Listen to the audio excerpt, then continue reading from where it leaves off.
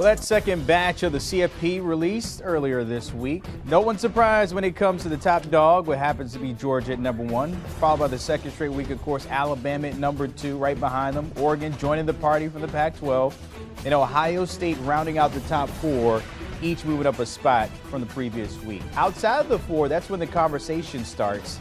Taking a look, Cincinnati, of course, representing the group of 5 there at number 5.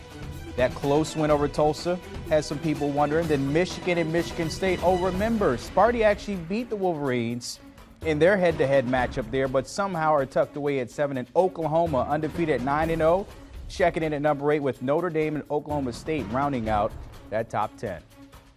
All right, time to bring in Barrett Sallee to break down these overrated or underrated for the CFP. And you wrote about this on CBSSports.com, Barrett. It started with Michigan at number 6 for you.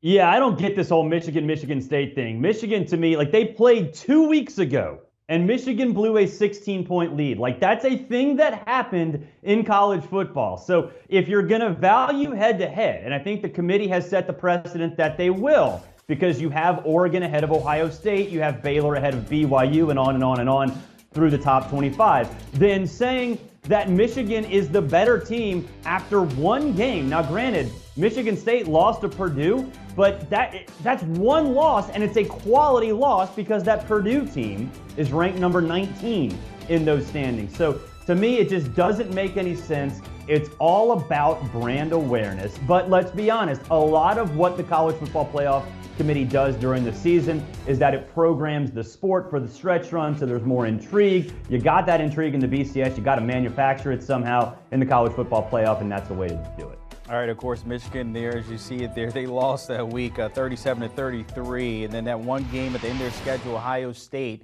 at the end of the month of November. Michigan State, of course, as you just mentioned, number 7, coming off that bad loss to Purdue. Are they overrated or underrated here for you? They're underrated because they should still be above Michigan and probably could be above Cincinnati, too. They've got a Heisman Trophy candidate in Kenneth Walker. That loss to Purdue, yeah, it was surprising. I think all of us were kind of taken aback by it, but that's a Purdue team that also beat Iowa on the road. They beat Michigan State, and they're ranked number 19. And that's the thing. I'm all about consistency throughout these college football playoff rankings, and there's just no consistency. Right now, Michigan State has a quality loss to the number 19 team in the country. It's not like this is some 3-5 scrub team that they lost to. It's a really solid team that the committee respects. So 2 weeks ago, you have Michigan State beating Michigan. Last week, you have a quality loss for Michigan State, and suddenly the Spartans aren't as good as the Wolverines anymore, despite the fact that they came back from 16 points down to beat the Wolverines. It doesn't make any sense to me. Barrett, kind of put on a boat for me real quickly here. If we're looking at this towards the end of the season and they're both at 6 and 7, if you're the committee, are you putting Sparty over the Wolverines at the end of the day? Yes, absolutely, absolutely. I think the precedent's there, obviously, throughout the rankings, top to bottom. That head-to-head matters. So if they're both one-loss teams at the end of the season, then yeah, I probably would. The thing about that, though, is that Michigan one of them might beat Ohio State, or both of them would have to beat Ohio State. So it would be a very messy Big Ten championship race, so to speak. All right, we'll see how that pans out there. How about Cincy at 5? You kind of mentioned that also that close win against Tulsa. You look at their schedule, not many more ranked opponents there for them. Yeah, sloppy wins apparently matter to this committee. And Cincinnati, the last 3 weeks, has been about as sloppy as you possibly can get. So I'm fine with them not being in the top 4. I would have Michigan and Michigan State above them at this point, and Oklahoma for that matter. Oklahoma is vastly underrated. But I think for Cincinnati, the fact that they're winning ugly, even though they're right on the doorstep of that top 4, is really concerning because the committee has already shown that if you don't win pretty, then you're going to be docked a little bit. And right now, Cincinnati, as a group of 5 team, is already fighting that battle on top of winning pretty in those style points. So they're in a tough spot, and I would have them behind Michigan, Michigan State, and Oklahoma at this point. All right, you mentioned the Sooners there at number 8. A lot of people saying they've gotten disrespected the first week and now the second week here. Over or underrated? I think I know which way you're going, though. Yeah, I mean, what are we even doing with Oklahoma, right? This is a survive and advance year. I think we all know that, right? Everybody that has had a flaw other than Georgia and Cincinnati has fallen. Well, UTSA, don't worry about them. So Oklahoma has fixed a problem. They fixed the Spencer Rattler problem. They put in Caleb Williams, and they didn't lose. And so in this year, the landscape of college football suggests that surviving and advancing is much more difficult than it has been in years past. That's the way Alabama has been treated throughout the course of the college football playoff. So I think right now, when you look at this Oklahoma team, they survived, they advanced, they fixed the problem, and they did not stumble. But apparently, that doesn't matter as much in the Big 12 as it does in other conferences.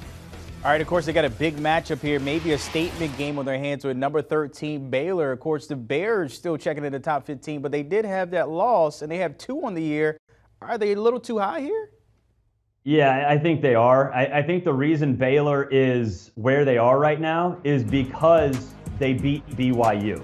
And so those two teams are kind of married together. And again, except for Michigan State, the committee does value head-to-head matchups. So I think that's the reason they're trying to lock these teams. You saw this with the Big Ten West teams last week when they had the college football playoff rankings, where they value head-to-head, but they don't think the eye test matters or it suggests the same thing, so they just kind of marry them together. And I think that's the biggest reason they have Baylor in there above BYU. I'd say Iowa should be above them. There are several other SEC teams that should be above Baylor. So I think right now they're just trying to program the season. Oklahoma-Baylor this weekend, it's a big game. And it's a big game because Baylor is hanging on by the skin of its teeth. Yeah, by the way, losing to TCU without Gary Patterson on the sideline, so the Not media great. doesn't hold any weight there. We don't know. I mean, the committee's doing whatever they want nowadays, Barrett. We'll see how that pans out. Just roll that dice. Exactly. As always, my friend, appreciate your time. Don't forget the Cover 3 podcast. The guys will be diving into this weekend. By the way, our Dennis Dodd and Josh Pate, they will be in the house when Oklahoma and Baylor go toe-to-toe. Top 15 matchup in Waco. Download and get the guys a follow.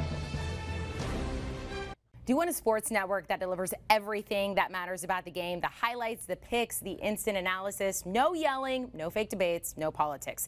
Hit the subscribe button and never miss a moment.